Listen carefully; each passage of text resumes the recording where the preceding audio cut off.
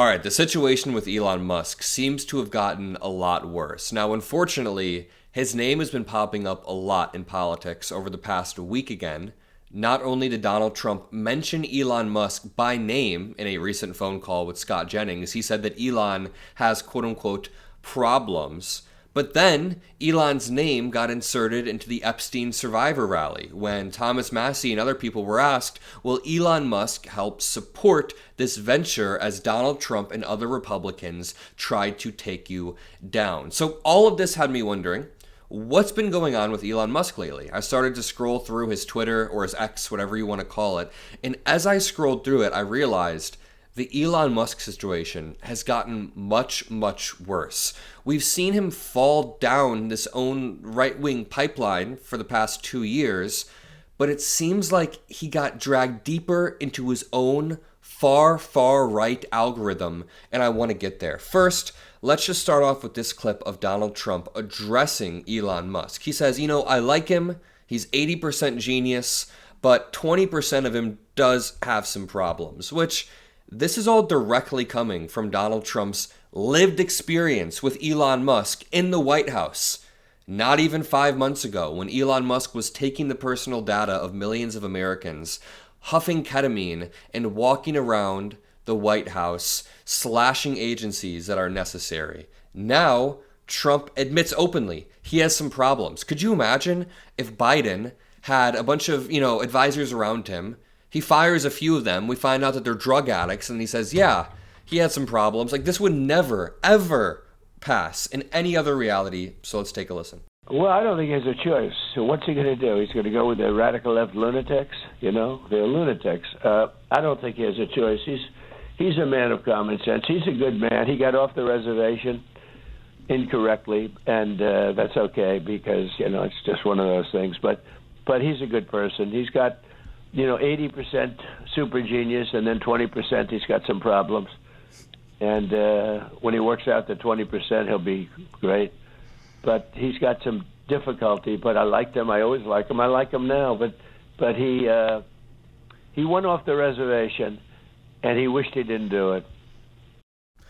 I don't know about that. I don't know if Elon Musk has any regrets. He seems like he's continuing to go off the rails. I mean, we also got this article. Trump will host top tech CEOs, except Elon Musk, at a White House dinner. He'll host a high-powered list of tech CEOs. You see Bill Gates, Tim Cook, Mark Zuckerberg, a dozen other executives from the biggest AI and tech firms. But Elon Musk is not going to be there whatsoever. I'm sure he's worn out his welcome at the White House, and he's too busy melting down on Truth Social about, race realist stuff, which we'll get to in just one moment, but I do want to talk about the Epstein list and the Epstein survivors.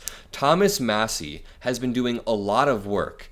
I disagree with Thomas Massie on a lot. He's a Republican. I'm not. But he and Representative Ro Khanna and Representative Robert Garcia have put their differences to the side and have done a lot of great work. Now Trump is bankrolling a campaign to the tune of $20 million against Thomas Massie to get him primaried by a more MAGA Republican who will hypothetically be more loyal to Trump. Now, the Republican Party is swayed so far to the right that Thomas Massie is now considered not Republican enough, or a rhino. Let's take a listen to him being asked, will Elon Musk help bankroll this if you are getting attacked? What are you hearing from the White House? Are they trying to whip the votes in one way or another? We're just looking for clarity on what you're hearing from the Trump administration. Well, the president attacks me in tweets frequently and press interviews, and they're spending $2 million against me. Probably they'll spend about $20 million when it's all over with in my congressional district trying to keep me from getting reelected. So when people say, are you worried about ramifications from this? I'm already getting the ramifications. But is Elon Musk going to help you? That's a different topic, far afield. What's that? Okay. I didn't hear no answer whatsoever. Elon Musk has floated the idea of helping fund people who will push back against, the budget inflation. Elon Musk cares a lot about the deficit, a year-over-year deficit in our long-term debt. Thomas Massie seems to be aligned with him on that, and the Epstein files, and a few other key issues. So Elon Musk has floated the idea of funding campaigns in the opposite way that Trump is. And money in politics is really a hell of a thing. Let me know, should I make a whole video about Citizens United and money in politics just to break it down? I could definitely do that. Drop a like if you want me to. Keep in mind, this was all catalyzed by the fact that Elon Musk said, time to drop the really big bomb. At real Donald Trump is in the Epstein files. That is the real reason they have not been made public. Have a nice day. This entire fight happened because the big ugly bill was about to be passed. It got passed, and it was going to increase the debt long term. So Elon Musk then partnered with Thomas Massie, and that's why they're asking him, hey, would you help fund this? I really quickly want to show you this clip of an Epstein survivor who says she voted for Trump because she thought that he would bring accountability, but she's been utterly disappointed. We see this theme a lot. It's the same theme with Elon Musk. Elon Musk thought that for some reason he could control Trump. Let me know what you think about this in the comment section. This woman has obviously been through hell. I have to ask you about someone who wasn't supportive today, and that is Donald Trump in the Oval Office calling what was happening in your discussion the Epstein hoax. He repeatedly called it a Democratic hoax, even though you were accompanied by Republican members of the House as you were standing there. How did you feel about that when you heard that word applied to what was happening there? So I'm going to go off of my survivor sister, Haley Robertson, and I voted for him. I voted for Trump. And for him to say what he's saying is beyond me, because I put my hope in him, and he's supposed to protect us. And for him to say that this is a joke and that it's sides, this is not sides. We will say it time and time again. None of us are up there accusing him of anything. There is no one that is accusing him of any wrongdoing. So for the fact that he is saying those things and saying it's a hoax, who are you hiding for then? Because if it's not you, then who is it? And that scares me. Who is it? That is a really interesting framework. So Donald Trump is out there. He's covering, but none of the survivors have even mentioned him or targeted him. So why is he so defensive? We ask that question on this show all the time. Why is he so damn defensive? It makes you more suspicious. But hearing that from a survivor who voted for him, a very, very unique perspective right there. Now, to continue, I want to end this off by showing you some crazy stuff coming out of Elon Musk's Twitter feed. The situation is genuinely getting worse because something that I try to explain on this show all the time is that in independent media, in pro-democracy media spaces, let's say, I consider myself maybe a more left-leaning media space. In this space, we are fighting an uphill battle due to the sheer volume and grip that right-wingers have over the ecosystem. They not only own the algorithm, Elon Musk owns the damn platform. Like, he literally owns the platform. So he posts these insane tweets, or he signal boosts them by reposting them, retweeting them, quote tweeting them.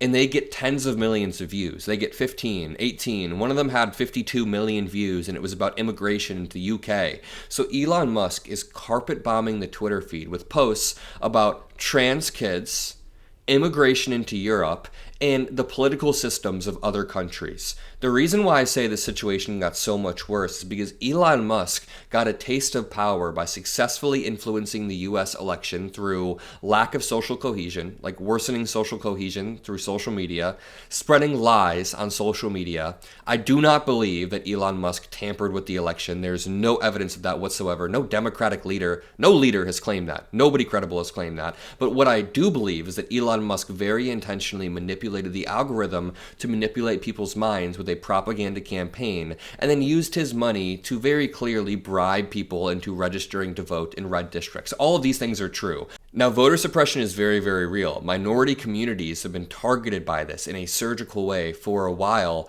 but the point is, Elon Musk realized that he can sway an election in the United States and decided to take that model, and he's now trying to sway UK elections, other elections in the continent of Europe. So someone posted, Canada, a trans-identified male has been arrested after breaking into a family's home and sexually assaulting their toddler. They use she, her pronouns. Okay, so all of this is just culture war drivel.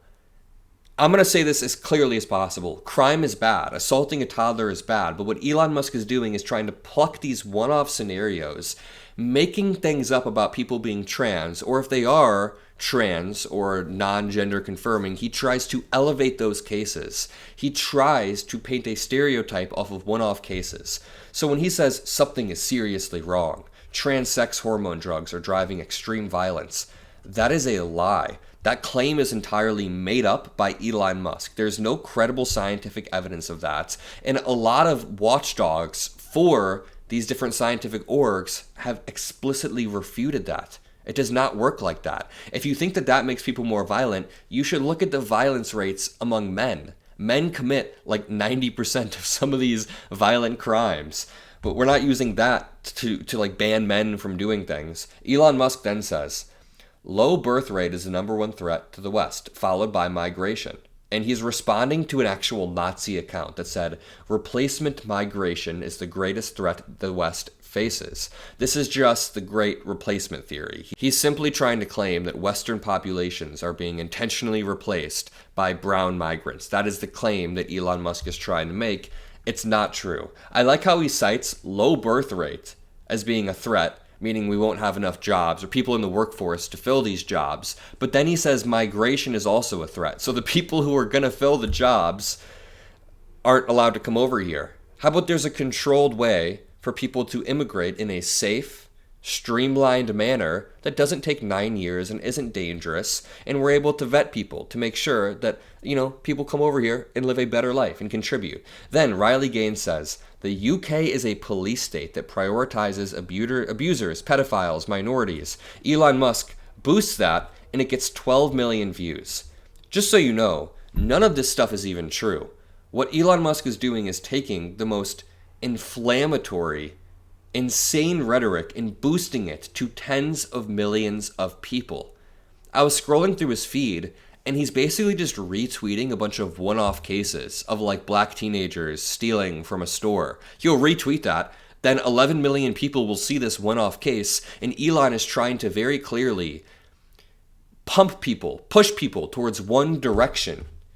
This one says, my observation is that a major driver of white male becoming trans is the relentless propaganda portraying white men as the worst human beings.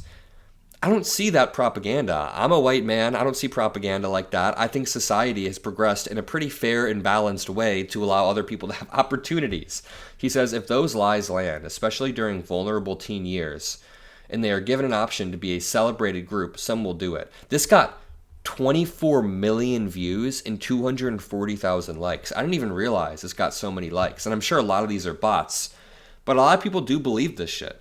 It's absolute culture war BS. This dude's weaving like 3 random concepts into one tweet. So he's talking about white males being hated too much. He's talking about trans propaganda. He's talking about certain groups being elevated. Like, get your narrative straight. He then says, only way out is to fight for your freedom.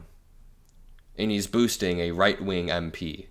And it's got 18 million views. So yes, the Elon Musk situation has gotten much worse. Donald Trump did say that he has problems, but I think our problems go far beyond his drug addiction. I think it's the platform that he currently has. And I just want to use this as an opportunity to say, what we are building at Mockler Media, the ship that I am currently trying to steer, I'm trying to push it in a direction that intentionally pushes back against this type of relentless propaganda. What we want is to build an infrastructure of pure facts, make sure that we have the statistics on our side. I'm going to go in and I'm going to debate these folks. I'm going to make sure that I have the facts when I debate them, and I'm going to take them down so that we can flood the zone with our own facts, with the real facts, rather than constantly being at the behest of whatever Elon Musk is spreading to his, 24 million views of that day. We got to keep pushing back. On the Adam Mockler channel, we pull 3 million views, sometimes 4 million views per day. So we are pushing back, but not quite at the rate Elon Musk is. If you want to help the venture, make sure you drop a like, subscribe. I'll see you all in the next one, and peace out.